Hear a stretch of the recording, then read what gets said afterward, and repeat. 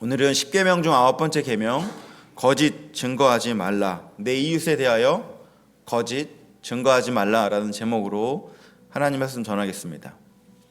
벌써 9번째입니다. 10계명. 10계명은 굉장히 짧습니다. 내용이 굉장히 간략하고 짧습니다. 그러나 다르게 얘기하면 굉장히 본질적이고 핵심이다라고 할 수 있습니다. 특별히 10계명은 하나님께서 직접 돌판에 새겨주신 계명이기 때문에 이 계명을 그냥 그대로 받아들일 뿐만 아니라 이 계명 속에 담겨져 있는 하나님의 뜻, 의도 이런 것들은 우리가 잘 이해할 필요가 있습니다. 중요하기 때문에 간략하게 핵심만을 주신 것이기 때문입니다. 그래서 오늘 9계명 거짓 증거하지 말라, 이웃에 대하여 거짓 증거하지 말라라는 말씀을 통해서 하나님께서 우리에게 이 계명을 통해서 어떤 말씀을 하기를 원하시는지를 좀 함께 생각해 보려고 합니다. 여러분, 이 거짓 증거하지 말라라는 말은 우리가 3계명과 좀 연관되어 있음을 기억해야 됩니다. 제가 3계명을 설교할 때에도 잠깐 나눴었습니다. 이 3계명이 9계명과 일정 부분 연결되어 있음을. 3계명 무엇입니까? 하나님의 이름을 망령되이 일컫지 말라. 그러니까 우리의 입술에 말을 통하여서 하나님의 이름을 이야기하면서 설교 내용을 다 기억할 수는 없겠지만 중요한 골자가 뭐였냐면 하나님의 이름을 수단 삼아 하나님의 이름이라는 것을 빙자하여 우리의 목적을 이루는 삶을 살아서는 안 된다. 그런 3계명의 말씀을 우리가 나눴었습니다. 그러니까 어떤 하나님의 이름을 말하지만 사실은 하나님의 이름을 빙자하여 자신의 탐욕을, 자신의 필요를 채우는 하나님의 이름을 망령되이 일컫지 말아라, 미스유즈하는, 잘못 사용하지 말아라 라는 그런 계명을 우리가 기억했죠. 9계명도 그것과 다 있습니다. 연결되어 있어요. 거짓 증거하지 말아라. 여기서 거짓을 증거하는 이유를 생각해 보면 사실은 자신이 이루고자 하는 어떤 목적이 있기 때문에 거짓 증거를 하게 되겠죠. 그러니까 그런 원리로 3계명과 9계명은 잘못된 자신의 목적, 그것을 이루기 위하여서 거짓 증거하는 일들을 우리가 보내고 있다, 살고 있다라는 것들을 이 계명이 우리에게 알려줍니다. 그래서 오늘 이 9계명을 통해서 기억해야 될 첫 번째 우리 하나님께서 주신 말씀은 거짓 증거, 거짓을 말하는 것에 대한 내용입니다. 거짓을 말하는 것. 여러분, 거짓을 왜 말할까요? 거짓말을 하면서 우리가 뭔가를 이루려고 합니다. 거짓말을 하면서 우리의 목적을 채우려고 합니다. 이 거짓 증거하는 것이 우리의 삶 가운데 되게 만연해 있음을 이 계명이 우리에게 보여줍니다. 기독교 윤리학에서도 이 거짓에 대해서 나눌 때가 있습니다. 어떤 내용을 나누냐면 우리가 하는 거짓이 보통 크게 4가지 종류가 있다고 합니다. 첫 번째는 악한 거짓말입니다. 나쁜 거짓말. 두 번째는 웃자고 하는 거짓말이 있다고 합니다. 우리나라는 또 4월 1일에 만우절도 하면서 그런 얘기도 많이 하잖아요. 그러니까 웃자고 하는 거짓말도 있고, 세 번째는 예의상하는 거짓말이 있다고 해요. 밥이 맛있네요. 예의상하는 거짓말이 있다고 합니다. 옷이 잘 어울리네요. 뭐 이런 것들. 그러니까 그냥 거짓을 말하려기보다는 이제 좋은 분위기를 만들기 위해서 하는 그냥 말. 마지막 4번째가 이제 어떤 목적이 있어서 하는 거짓말, 피치 못할 사정 때문에 하는 거짓말이 있다고 합니다. 예를 들면 우리가 지금 최근에 여호수아 묵상을 하잖아요. 거기에 거짓말이 하나 나와요. 바로 기생 라합의 이야기입니다. 라합이 정탐꾼을 숨기잖아요. 그리고 여리고에 사는 사람들이 정탐꾼 네 집에 들어가지 않았냐라고 하니까 라합이 거짓말을 합니다. 그들은 도망갔다. 그렇게 피치 못할 거짓말이 있다라고 해요. 출애굽기에 보면은 모세가 태어날 때 히브리 사람들이 남자를 너무 많이 낳으니까, 아이를 너무 많이 낳으니까 바로가 태어나서 남자아이면 다 죽여라 라고 명령을 내립니다. 그런데 그 히브리 산파가 바로에게 가서 거짓말을 하죠. 죽이기도 전에 이미 태어나서 뭐 자기가 어떻게 못한다라고 오히려 거짓말을 합니다. 근데 성경에 거기서 뭐라고 하냐면 하나님을 경외하여서 그렇게 했다라고 해요. 라합에 대해서 성경은 뭐라 그러냐면 그 거짓말을 행함이 있는 믿음이었다라고 표현합니다. 그러니까 어떤 부분에 있어서는 이 거짓말을 성경이 용인하고 있는 것들도 보게 돼요. 그게 이제 피치 못할 사정에서 하는 거짓말 네 번째죠. 그러니까 사실은 그 네 번째 영역은 거짓말이라고 우리가 말은 하지만 그 내용을 들여다보면은 누군가를 살리는 행위입니다. 히브리 산파는 아이를 살리기 위해서 거짓말을 했고 라합은 정탐꾼을 살리기 위해서 거짓말을 했고, 그러니까 이 거짓이라는 말에도 여러 종류가 있다라는 이런 얘기를 하는 것이죠. 그러니까 사실은 그런 영역의 계명의 9번째가 아닙니다. 여기서 말하는 거짓 증거는 정말로 다른 목적 가지고 악하게 하는 거짓에 대해서 말하는 것입니다. 하나님 이것을 미워하십니다. 싫어하세요. 여러분, 이 거짓이 우리 삶 가운데 얼마나 깊이 들어왔냐면 3계명 때도 나왔지만 우리는 마귀, 거짓말쟁이, 마귀에게 속한 자였기 때문에 우리는 쉽게 거짓말을 합니다. 진실을 말하는 것보다 거짓을 말하는 게 쉽고 편합니다. 그래서 이것이 결국 어떻게 되냐면 우리에게 습관적으로 거짓말을 하게 됩니다. 여러분, 거짓말을 좀 확장해 보십시오. 어떤 일을 과장되게 하는 것도 거짓의 영역일 수 있습니다. 어떤 일을 축소시키는 것도 거짓의 영역일 수 있습니다. 또는 어떤 일을 자신에게 합리적으로 표현하기 위해서 생략하는 것, 침묵하는 것도 거짓의 영역일 수 있어요. 그러니까 이 거짓이라는 것을 잘 생각해 보면 굉장히 우리의 삶의 많은 영역 가운데 연결되어 있습니다. 그리고 이것은 되게 우리가 습관적으로 행하게 됩니다. 왜냐하면 말이기 때문입니다. 여러분, 그래서 우리가 이 거짓을 말하는 우리의 입, 혀, 말 이런 것에 대해서 하나님은 회복시키길 원하십니다. 거짓에서 진실되고 진리된 말을 우리가 선포하는 사람으로 변화시키길 원하세요. 그래서 이런 것들을 굉장히 많이 강조하시죠. 특별히 잠언에 이 말에 대한 얘기가 굉장히 많습니다. 여러분, 잠언 18장 21절 우리 한번 같이 읽어볼까요? 잠언 18장 21절 시작. 죽고 사는 것이 혀의 힘에 달렸나니 혀를 쓰기 좋아하는 자는 혀의 열매를 먹으리라. 아멘. 혀의 열매를 먹으리라. 우리가 내뱉는 말이 우리의 삶을 결정합니다. 그래서 우리가 내뱉는 말이 죽이는 말인지 살리는 말인지 진실된 말인지 거짓된 말인지가 그냥 말을 내뱉는 게 아니라 그게 나의 삶이 됩니다. 그래서 하나님이 이 9계명을 통해서 거짓 증거하지 말라라는, 거짓을 말하지 말라라는 것은 다른 이에게도 영향이 있지만 나에게도 영향이 있기 때문입니다. 그래서 여러분, 우리가 늘 기도해야 될 내용이 있어요. 이 9계명을 바라보면서 기도해야 될 내용이 뭐냐면 하나님, 제가 말하는 것에 분별을 하게 해주십시오. 하나님, 제 말에, 제 입에, 제 혀에 은혜를 부어주십시오. 제가 하나님이 진실된 하나님이신 것처럼 저도 진실된 자로 살게 해주십시오라고 기도해야 합니다. 여러분, 얼마나 우리가 쉽게 거짓을 말하는지 모릅니다. 얼마나 쉽게 진실된 것에서부터 돌이키는지 몰라요. 돌아서는지 몰라요. 우리가 이 9계명이라는 것이 얼마나 우리에게 밀접한지 모릅니다. 거짓이 우리 삶 가운데 너무나 많습니다. 너무나 많아요. 그리고 거기에 무뎌집니다. 잘 몰라요. 뭐가 문제인지도 잘 모릅니다. 그래서 늘 우리는 이 말할 때 하나님께 기도해야 합니다. 하나님, 죽고 사는 것이 제 입에 달렸음을, 그 무게를 제가 알게 해주십시오.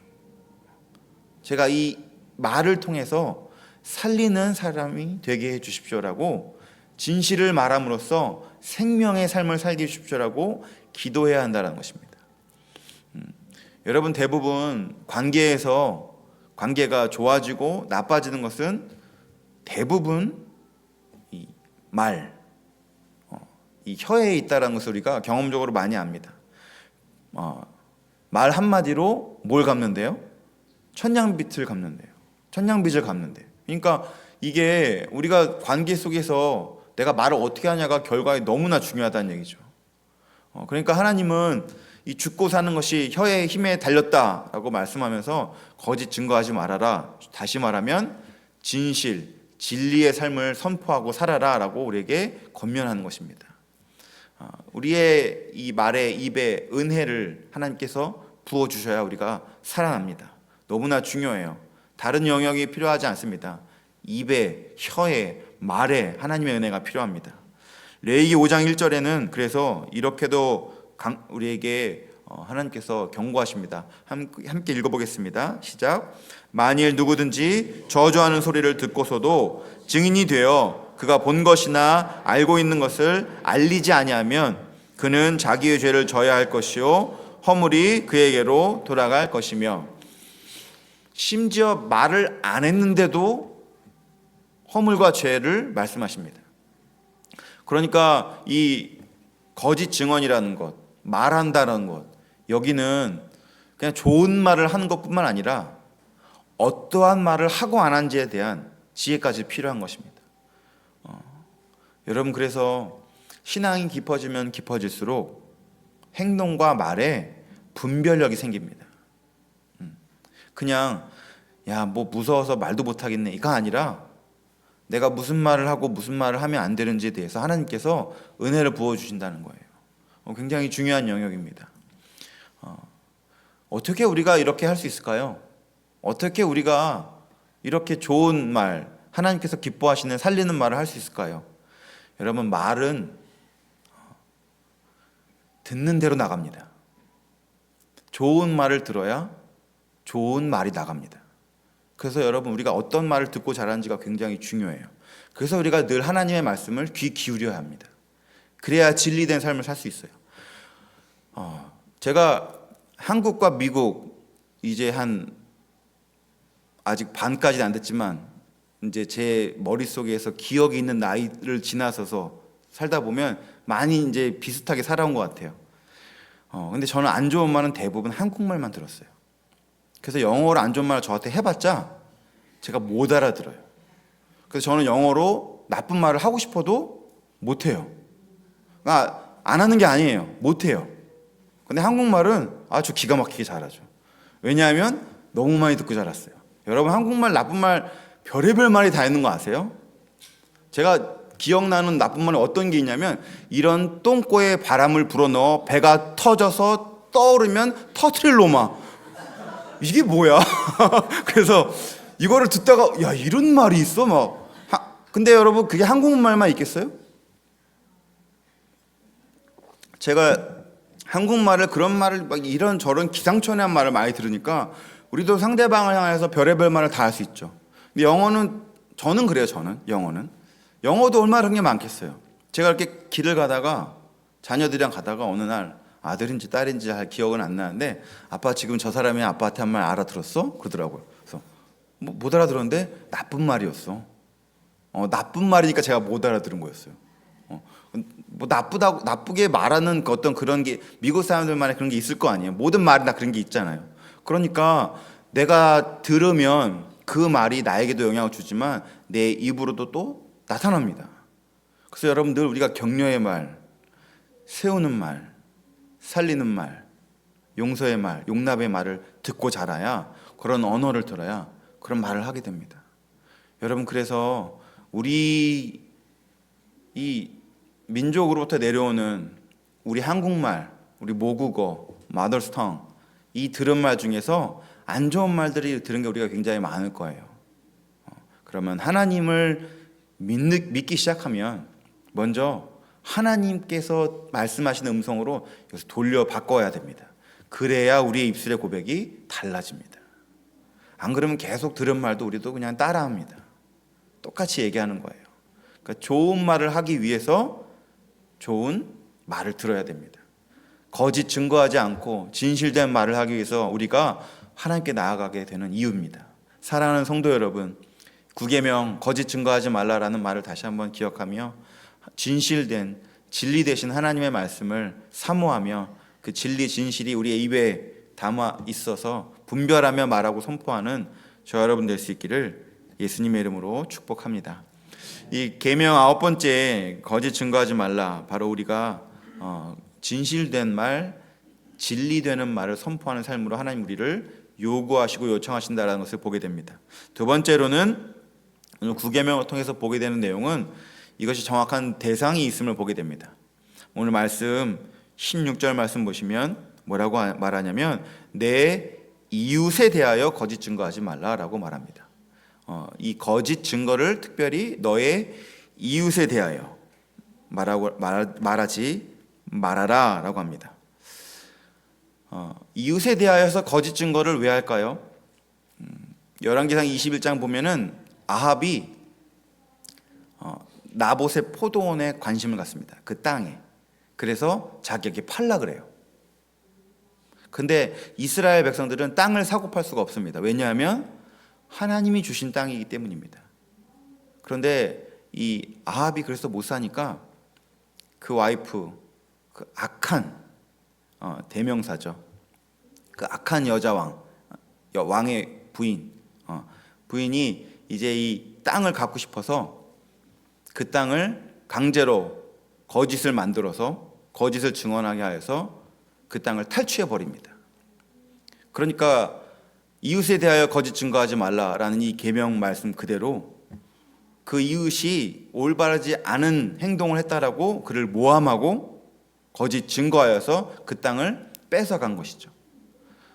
이웃에 대하여서 거짓 증거하는 이유가 결국 그러니까 그 일을 통해서 자기의 탐심을 채우려는 그런 모습을 우리는 보게 된다는 것입니다. 여러분, 자기가 불리하게 되면은요 상황을 뒤틀어 버리는 게 거짓말입니다. 이게 무슨 멀리 갈 것도 없어요. 가정 안에서도 참 많이 일어납니다. 너 때문이야, 네 탓이야, 이런 것들. 사실은 여러분 가만히 들여다보면 상대방에게 책임을 전가하는 행동을 우리가 종종 합니다. 그게 바로 이웃에 대해서 거짓 증거하는 거예요. 왜냐하면 그 일을 통해서 이 일에 대해서 나는 책임이 없다라는, 이건 네 책임이다라는 그런 얘기를 종종 하는 것이죠. 상대방에게 자꾸 죄책감을 주는 말을 하는 것이에요. 거짓 증거의 영역에서도 이것이 있습니다. 하나님은 그러니까 이 계명을 통하여서 거짓말에 대해서도 우리에게 강조하시지만 이웃, 나의 주변과 나와의 관계에 대해서도 돌아보게 하십니다. 이 말이 그 사람을 죽이는 경우가 있다는 것이에요.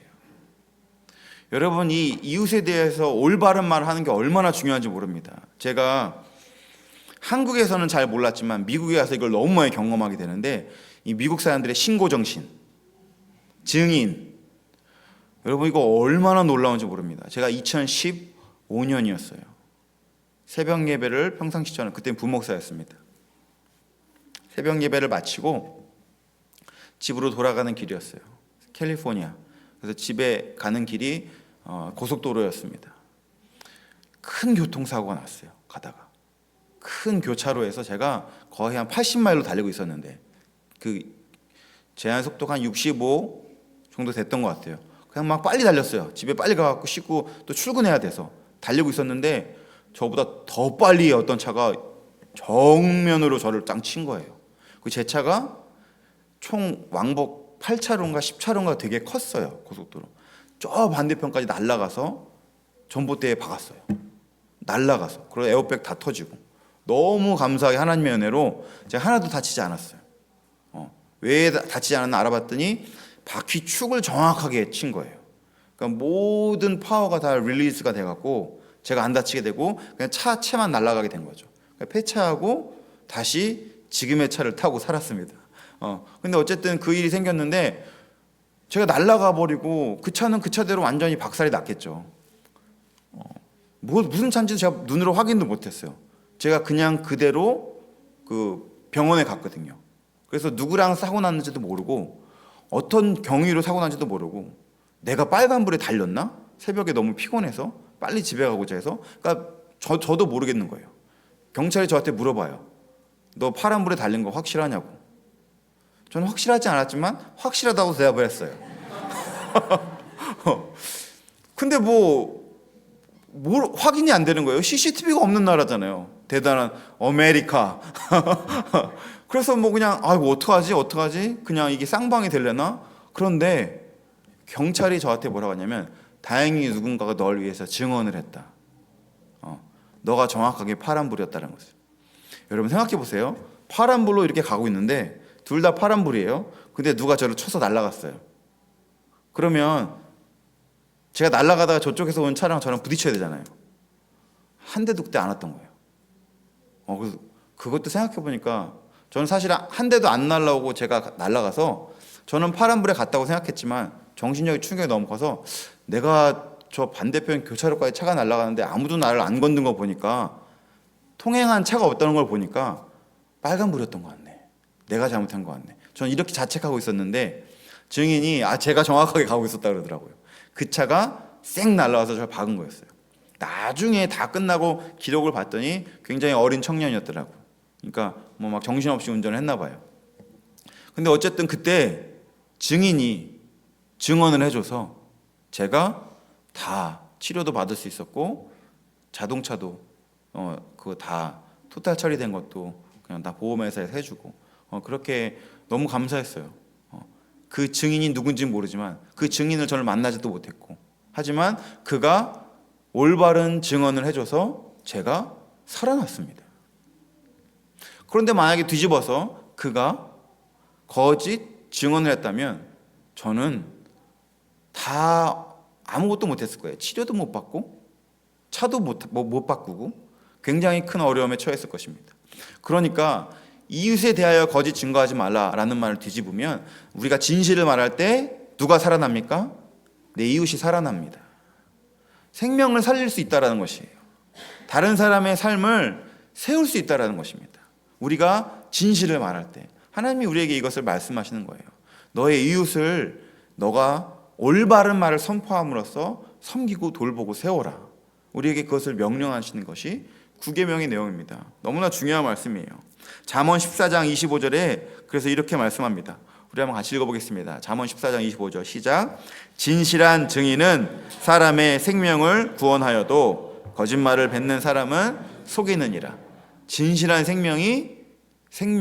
진실한 증인이 생명을 구원합니다. 구계명의 내용을 정확하게 말씀하고 있는 것이죠. 그래서 꼭 우리가 진실된 말을 해야 됩니다. 여러분 꼭 그런 사고만을 떠나서 확장하면은 우리의 이웃, 우리의 공동체, 우리의 서로 간의 관계에서도 이것이 얼마나 중요한지 몰라요. 여러분 험담, 비방 이런 말들이 거짓 증언입니다. 그 사람을 죽이는 일이에요. 올바른 말을 전해야 돼요. 심지어 확인되지도 않았는데 A한테 들어서 A가 그러더라고 이렇게 쉽게 전달할 때도 많아요. 그러면 자기는 그 책임에서 자유롭다고 생각하는 것이죠. 왜냐하면 A가 말했으니까. 하지만 다 이런 모든 것들이 거짓 증언의 하나입니다. 이 비방하고 험담하는 말이 얼마나 공동체를 어그러뜨리는지 몰라요. 너무나 위험합니다. 너무나 위험해요. 이웃에 대하여서 어떤 말을 하는지가 그 이웃의 생명과 직결됩니다. 아무것도 아니라고 생각하면 안 됩니다. 되게 중요한 말들이 많아요. 레위기 19장 16절에 이렇게 이야기합니다. 비방하는 것에 대해서. 우리 한번 같이 읽어보겠습니다. 시작. 너는 내 백성 중에 돌아다니며 사람을 비방하지 말며 내 이웃의 피를 흘려 이익을 도모하지 말라. 나는 여호와이니라. 아멘. 거짓 증언이 너무나 쉽게 이루어지는 시대에서 이웃들이 피를 흘린다고 합니다. 여러분 말을 할 때 아무 생각 없이 하게 되면은 철저하게 자신의 이익을 따라서 결정하면서 행동하게 됩니다. 비방하는 말을 하면서 그 사람을 낮추고 자신을 높일 수도 있습니다. 이것이 여러분 기독교 안에서 얼마나 추악하게 이루어진지 아십니까? 기도한다라고 말하면서도 이것을 할 수 있어요. 그 사람 듣고 보니까 너무 술에 쩔어 살더라고. 우리가 같이 기도해 줘야 돼. 이거 가만히 듣고 보면요. 비방입니다. 기도하자는 말 같지만 사실은 비방이에요. 이웃에 대하여 거짓 증언한다는 것이 정확하게 이런 것이에요. 심지어 어떤 일에서는 유대 관계 때문에 내 말을 정할 때도 있습니다. 집단의 이익 관계 때문에 나에게 친한 어떤 사람들과 내가 말을 맞추는 거예요. 제가 섬겼던 어떤 한 교회 중에서는 장로님들끼리 서로 많이 다퉜어요. 당회가 6명, 8명이었는데 4대 4로 다퉈요. 그런데 뭐 다툴 수 있죠. 의견이 서로 맞지 않아서. 제가 그거는 별로 이상하지 않았어요. 왜냐면 원래 서로 생각이 다르니까 논쟁하고 토론하고 하는 것이 회의니까. 근데 제가 너무 신기했던 거는 그 사람들의 주변 인물들이 다 의견이 같아요. 뭔 소리인지 이해되세요? 이 4명의 가족들은 다 4명을 지지해요. 그거는 의견이 같은 게 아니죠. 관계를 위해서 의견을 같이 하는 거죠. 이 사람과 연결되는 비즈니스를 가까이 하시는 분들이 있어요. 예를 들면 내가 레스토랑을 하는데 이 장로님이 건물주예요. 그러니까 이 장로님 지지하는 거예요. 그러니까 이 말의 내용과 상관없이 집단의 이익을 위해서 같이 하는 거예요. 여러분, 다 이것이 이웃에 대하여 거짓 증거하는 것이라고 할 수 있습니다. 우리가 말을 할 때 그 말 때문에 누군가가 살아날 수도 있고 죽을 수도 있습니다. 하나님은 그러니까 이 9계명을 통하여서 너의 주변의 사람들이 혹 피해를 당하지 않도록, 피를 흘리지 않도록 거짓을 말하면 안 된다. 본 것에 대해서, 들은 것에 대해서 정확한 것을, 진실을 말할 때 그 사람이 살아나게 된다. 그 사람을 살리는 말을 해라라고 우리에게 말씀하는 것입니다. 사랑하는 성도 여러분, 우리의 고백을 통하여서 우리의 관계 속이 더 건강하게 이루어져 가는 저 여러분 될 수 있기를 예수님의 이름으로 축복합니다. 우리 교회 안에 서로 안에 이제 이 좋은 관계를 할 때 여러분, 좋은 관계를 위한 말이 아니라 진실된 말을 함으로써 건강해진다는 것을 꼭 기억하셔야 돼요. 하나님이 우리 가운데 역사하십니다. 하나님은 진실된 하나님, 진리의 하나님이십니다. 너무나 중요한 것입니다. 그래서 첫 번째로 거짓에 대해서 이 9계명이 알려준다면, 두 번째로는 이웃에 대한 우리의 마음, 태도에 대해서도 알려주십니다. 이 9계명을 통해서 우리가 기억하고 싶은 마지막 세 번째는 이 9계명이 우리를 건강한 공동체를 만들어가는 하나님의 은혜의 통로가 된다는 것을 우리는 기억해야 됩니다. 거짓 증거가 없는 사회가 건강한 사회다라는 것을 우리는 깨닫게 돼요. 그냥 이웃에 대하여서 거짓 증거를 안 했을 뿐인데 그것만으로도 여러분 사회가 건강해집니다. 건강한 사회는 진실이 있는 곳이 건강한 사회입니다. 거짓이 난무한 곳이 여러분 건강하지 못한 공동체 사회예요. 여러분, 우리나라 고위 공직자들은 믿을 만한 사람들입니까? 그들은 정직한 행동을 한다라고 여러분 여기십니까? 만약에 그것이 예스가 되면 그게 건강한 사회다라는 것입니다. 목사님 평일날 뭐 집에서 놀고 먹고 하겠지, 안 보이니까 라고 생각하는 그런 공동체와 목사님 안 보여도 다 하실 일들을 성실하게 잘 하시겠지 라고 생각하는 것이 바로 진실된 사회, 거짓된 공동체, 비교가 되는 거예요. 진실이 있는 공동체는 보이지 않아도 진실이 이루어질 것을 기대하고 믿기 때문에 그 자체로 좋은 사회고 좋은 공동체입니다. 그냥 색안경을 끼고 저거 거짓말일 거야, 뭔가 있을 거야, 꿍꿍이가 있을 거야, 뒤로 뭔가 했겠지 라고 생각하는 사회 공동체, 건강하지 않고 좋지 않은 거예요. 진실이 그만큼 중요합니다. 하나님이 이웃에 대하여서 거짓 증거하지 말라는 것은 이웃을 살리기 위함도 있지만 이런 것이 우리의 삶 가운데 잘 자리를 잡으면 얼마나 건강한지 몰라요. 얼마나 건강한지 몰라요. 이 사람과 사람이 이렇게 대화할 때 기본적으로 밑바닥에 어느 정도 얼마간은 좀 거짓말을 했겠지 이렇게 말하면서 대화하는 사회, 이게 위험하다라는 것입니다. 그가 혹 저거는 진실이기 어려운데라고 할지라도 진실로 여겨주고 믿어주는 사회, 이게 건강한 사회라는 거예요. 여러분, 그래서 가족이든 교회든 공동체를 건강하게 세우는 기초는 진실에 있습니다. 서로를 믿어주고 신뢰하는 거예요. 이게 건강한 공동체가 됩니다. 능력 있는 사람들이 있는 곳이 건강한 공동체가 아닙니다. 재능이 많고 뛰어난 사람들이 모인 곳이 건강한 공동체가 아니에요. 그런 사람들이 모여서 거짓되게 행동하면 지능범이라고 합니다. 똑똑한 사람들이 더 잘해요. 우리가 모르는 영역까지 더 많은 것들을 취할 수 있습니다. 똑똑해서. 그래서 여러분, 대부분의 이 범죄자들 미련하면 범죄도 못해요. 머리가 팍팍 돌아가야 됩니다. 여러분, 이 하다못해 이 도박을 하잖아요. 이게 머리가 안 돌아가는 사람들은 그냥 아예 할 생각을 안 해요. 그들이 착해서 안 하는 게 아니야. 머리가 안 돌아가서 안 하는 거예요. 대부분의 여러분 머리가 잘 돌아가는 사람들이 어떻게 하면 뭘 어떻게 할까? 여러분, 그래서 그냥 하나님께서 은혜를 베푸셔서 이렇게 잘 일을 성취를 하는, 부도 누리고 하는 사람도 있지만 머리를 잘 굴려갖고 그렇게 부를 쌓은 사람도 꽤 많습니다. 하나님이 우리의 사회를 건강하게 만드는 방법을 알려주셨어요. 진실입니다. 진실이에요. 살기 좋은 곳이 어디입니까? 신뢰할 만한 곳이 사람들이 있는 곳입니다. 신뢰할 만한 사람들이 있는 곳. 여러분, 우리 교회 사람들이 신뢰할 만한 사람들입니까? 여러분들은 스스로를 신뢰할 만한 사람이라고 여기십니까? 여러분, 이것이 예스가 되는 곳을 우리가 만들어 가야 됩니다. 능력은 좀 부족해도 됩니다. 그러나 믿을만 해야 됩니다. 하나님이 그걸 기뻐하세요. 부모가 능력이 좋은 부모보다 신뢰할 만한 부모가 더 건강한 부모입니다. 잊지 마셔야 돼요.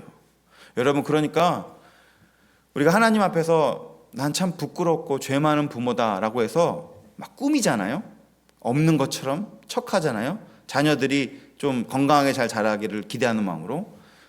그럴 수 있어요. 그러나 차라리 자녀들 앞에서 내가 이렇게 허물 많고 죄악된 사람이지만 그래도 난 하나님의 은혜를 필요로 한다라고 솔직하게 얘기하는 것을 오히려 자녀들은 부족하지만 신뢰할 만하다라고 여길 수 있어요. 그게 더 하나님 기뻐하시는 방법일 수가 있다는 것입니다. 되게 중요한 내용입니다. 여러분, 잘하는 것보다 믿을만 해야 됩니다. 신뢰할 만 해야 됩니다. 물론 하나님께서 은사를 주셔서 모든 것들이 다 잘 되게 하는 그 기도도 필요하지만 더 중요한 것은 이 9계명을 통해서 우리가 서로 진실된 사람들, 신뢰할 만한 사람들로 바로 서는 것, 하나님이 그 공동체를 기뻐하시고 축복하십니다. 에베소서 4장 25절 말씀 한번 같이 읽어보겠습니다. 에베소서 4장 25절 시작. 그런즉 거짓을 버리고 각각 그 이웃과 더불어 참된 것을 말하라. 이는 우리가 서로 지체가 됨이라. 아멘. 우리가 참된 것을 말할 때, 거짓을 버릴 때 우리가 한 몸, 한 바디가 돼서 서로를 믿고 신뢰하는 그런 관계가 됩니다. 오른손이 아무리 훌륭해도 내가 믿을 수 없는 손이라면 나와 지체가 될 수 없습니다. 그러나 오른손이 변변치 않아도 믿을 수만 있다면 이것은 나의 지체가 될 수 있습니다. 참된 것을 말하는 것. 늘 하나님 진실되게 신실하게 신뢰할 만한 사람으로 제가 서 있을 수 있게 도와주십시오 라고 기도해야 됩니다. 그게 우리 공동체를 건강하게 만들어요. 에베소서 4장 29절 말씀 우리 한번 더 읽어보겠습니다. 한 구절 더 읽겠습니다. 시작. 무릇 더러운 말은 너희 입 밖에도 내지 말고 오직 덕을 세우는 데 소용되는 선한 말을 하며 듣는 자들에게 은혜를 끼치게 하라. 아멘. 우리가 진실된 말, 신뢰할 만한 말을 하게 될 때 우리의 공동체가 덕이 쌓여지고 서로 은혜를 서로 끼치는 그런 일들을 경험하게 됩니다. 사랑하는 성도 여러분, 오늘 9계명 말씀을 통해서 다시 한번 거짓에서 돌이키시고 하나님의 음성에 귀 기울여 진실된 하나님처럼 진실된 말을 하는 저와 여러분 될 수 있기를 바랍니다. 이웃에 대하여 거짓 증거하라는 말, 그 이웃을 기억하며 우리와 함께 관계하는 모든 사람들을 우리가 진리로 세워나가는 또 살리는 저와 여러분 될 수 있기를 바랍니다. 우리가 그렇게 할 때 우리의 공동체가 그 진리와 진실 위에서 신뢰할 만한 관계 위에서 든든히 세워져 나가는 그런 가정, 그런 교회, 그런 사회, 그런 나라를 경험하는 저 여러분 될 수 있기를 예수님의 이름으로 축복합니다. 함께 기도하시겠습니다.